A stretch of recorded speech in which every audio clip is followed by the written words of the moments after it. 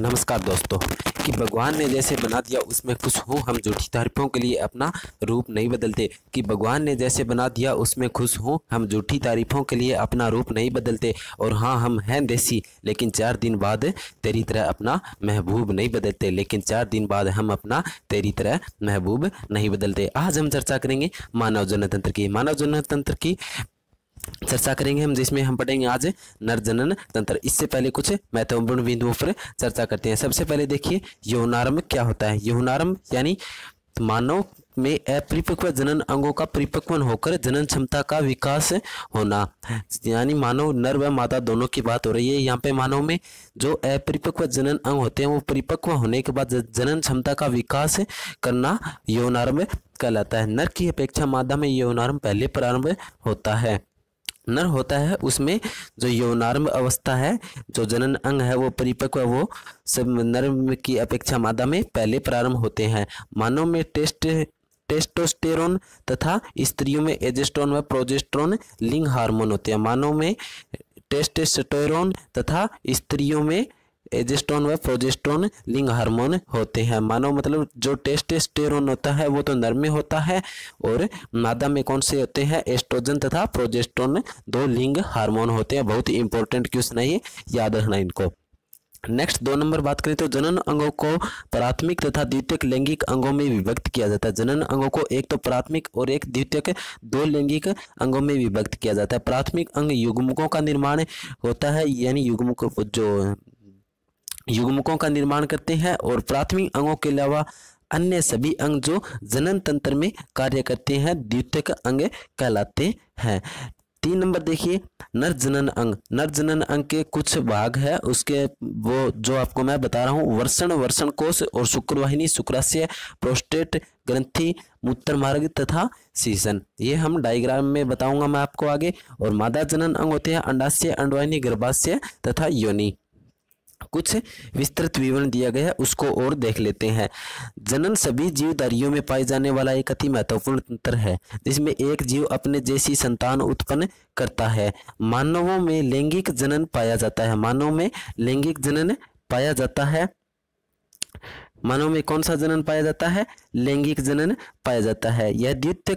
यह द्विलिंगी प्रजनन प्रक्रिया है, जिसमें नर युग्मक के तौर पर शुक्राणुओं का निर्माण करते हैं तथा मादा अंडों यानी मादा युग्मकों का निर्माण करते हैं। शुक्राणु तथा अंडाणु के निषेचन, शुक्राणु तथा अंडाणु के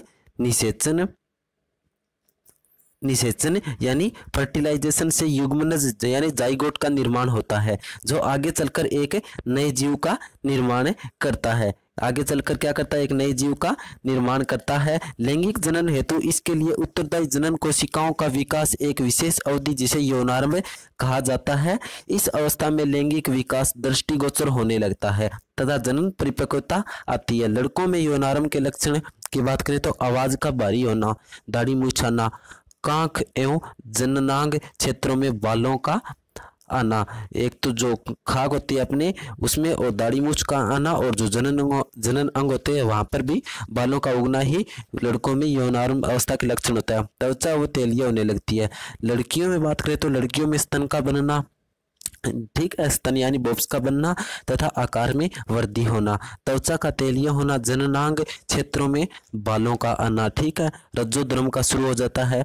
यही यौनारंभ के कुछ लक्षण होते हैं। लड़कियों में यौनारंभ 12 से 14 वर्ष की उम्र में होता है तथा लड़कों में 13 से 15 वर्ष की उम्र में होता है। लड़कियों में कब होता है, 12 से 14 वर्ष की आयु में, तथा लड़कों में 13 से 15 वर्ष की उम्र में होता है। लैंगिक परिपक्वता वो 18 से 19 वर्ष की उम्र में पूर्ण हो जाती है। लैंगिक परिपक्वता 18 से 19 वर्ष की उम्र में पूर्ण हो जाती है तथा इस अवधि में मनुष्यों की संवेदनाओं तथा उसके बौद्धिक एवं मानसिक स्तर में परिवर्तन आता है। यौनारंभ से लैंगिक परिपक्वता तक आए परिवर्तनों के मूल विभिन्न हार्मोनों का स्त्रावण होता है। मानव नर में तो टेस्टोस्टेरोन तथा स्त्रियों में एजेस्ट्रोन और प्रोजेस्टेरोन प्रमुख लिंग हार्मोन होते हैं, जिसकी हमने चर्चा की थी महत्वपूर्ण पॉइंट में। अब देखिए मेल रिप्रोडक्टिव सिस्टम यानी नर जनन तंत्र की बात करते हैं हम। नर जनन अंगों को प्राथमिक तथा द्वितीयक लैंगिक 2 अंगों में विभेदित किया जाता है। यह है नर के जो जनन तंत्र के शीशन के कुछ भाग है। ये डायग्राम, इससे ये जो ऊपर वाला पार्ट है ये तो हो जाएगा शुक्राशय, ठीक है। सबसे ऊपर का जो पार्ट वो क्या हो जाएगा, सॉरी दोस्तों एक सेकंड,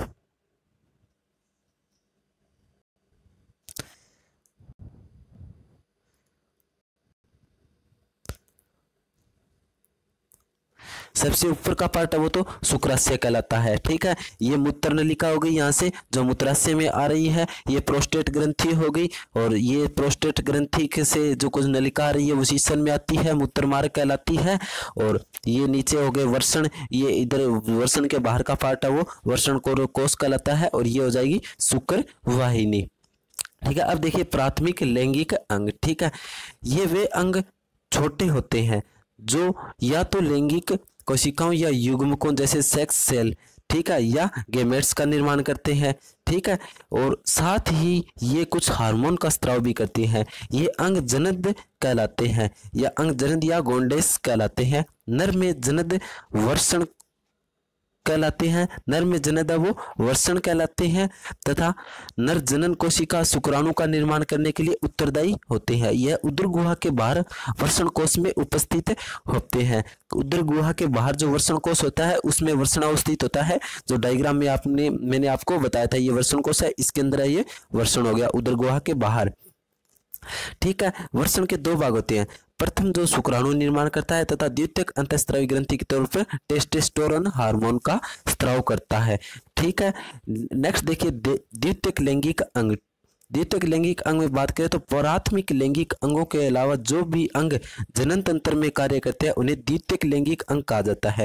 यानी प्राथमिक लैंगिक अंगों के अलावा जो भी अंग जनन तंत्र में कार्य करते हैं, जैसे हाथ पांव सभी आ जाएंगे इसमें, ठीक है, द्वितीयक लैंगिक अंग कहलाते हैं।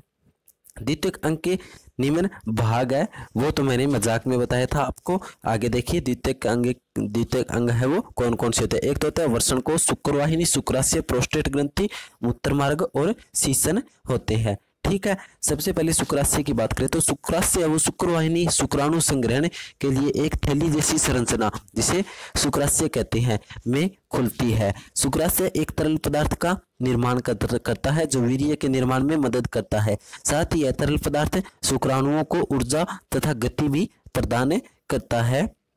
क्या करता है यह तरल पदार्थ, शुक्राणुओं को ऊर्जा तथा गति प्रदान करता है। यहाँ पर गति के तौर पर आप ये मत समझ लेना कि शुक्राणुओं का निर्माण जल्दी हो जाता है, आपको इसके बारे में थोड़ा सोचना चाहिए। प्रोस्टेट ग्रंथि की बात करें तो यह अखरोट के आकार की एक बाह्य स्रावी ग्रंथि है जो एक तरल पदार्थ का निर्माण व उत्सर्जन करती है। यह तरल वीर्य का भाग बनता है तथा शुक्राणुओं को गति प्रदान करता है। मूत्र मार्ग की बात करें तो यह एक पेशीय नलिका जो मूत्राशय से निकलकर सकलन वाहिनी से मिलकर मूत्र जनन नलिका बनाती है, जिसमें से होकर मूत्र शुक्राणु और शुक्राणु से प्रोस्टेट ग्रंथि आदि के स्त्राव बाहर निकलते हैं। यह नलिका शीशन से गुजरकर मूत्र जनन छिद्र द्वारा बाहर निकलती है।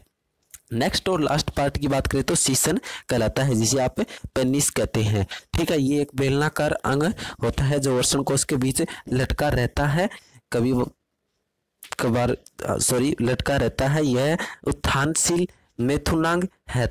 उत्थानशील मतलब उत्थानशील और उत्थानशील का मतलब इसमें जो पेशियां होती है वो एक कभी तो अगर जब शिथिलित सिकुड़ जाती है तब तो ये वर्षणों के बीच में लटका रहता है, और कभी ये आकार में कई बार बदलाव भी करती है जिससे नवशीशन का आकार वो बढ़ जाता है जो मेथुनांग के समय होता है। सामान्य अवस्था में यह छोटा तथा शिथिल रहता है सामान्य अवस्था तथा मूत्र विसर्जन में काम आता है। मैथुन के समय यह उन्नत अवस्था में आकर वीर्य में शुक्राणु को माता जननांगों में पहुंचाने का कार्य करता है जो बहुत ही महत्वपूर्ण कार्य होता है इसका। यह था आज का हमारा मानव जनन तंत्र में नर जनन तंत्र का टॉपिक, ठीक है। इसकी PDF फाइल है वो आपको अपने YouTube channel Telegram channel T study है के नाम से, जिसका लिंक आपको डिस्क्रिप्शन में मिल जाए, ज्वाइन कर लेना। वहां पर मैं आपको PDF उपलब्ध करा दूंगा।